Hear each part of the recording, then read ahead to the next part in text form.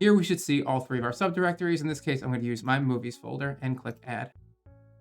Click add library. Next, click add library again and select TV and click next. Click browse for media folder. Go to your data folder and then click TV and click add. Click the orange add to library button. If you have any other media types like music, photos, or other videos, go ahead and add those now. Click next and then click done. Once we're on the dashboard, you're going to want to go and click the wrench in the upper right corner to adjust your settings. Immediately, you'll see there's a little red exclamation point by remote access. Click the remote access and then hit the retry button.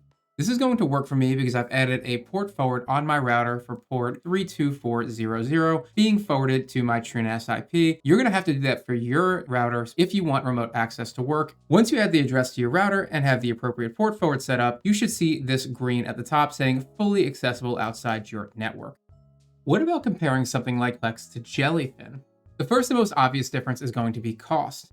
Jellyfin gives everything to you for free. Plex requires you to have Plex Pass or remote access. The trade-off is the polish and the setup. It is way easier to set up Plex. Once you create an account and run the wizard, you're basically up and going. It even has the reverse proxy set up for you. All you have to do is do the port forward on your router. Jellyfin is much more involved in this because you have to have a reverse proxy running and figure out how to get that going through your firewall depending on which reverse proxy you choose to use. Plex looks like something you would get with something that you pay for like Netflix or Hulu or Disney+.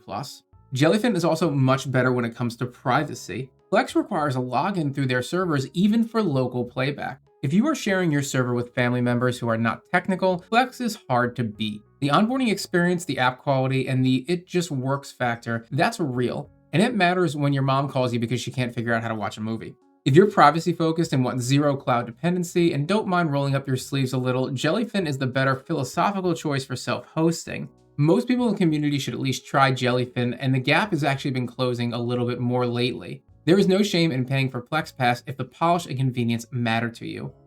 If you found this helpful, hit the like button. Make sure you subscribe so you don't miss the next video release. If you want to see content YouTube won't let us show you about media management, head over to Patreon. There's a link in the video description below. If you're interested in password security, go ahead and watch our video on self-hosting Bitwarden. If you want to have a longer conversation about why one is better than the other or any issues you're having with Plex, please jump on our Discord. You'll find a link also for that in the video description below. Thanks for watching, everybody, and as always, stay curious.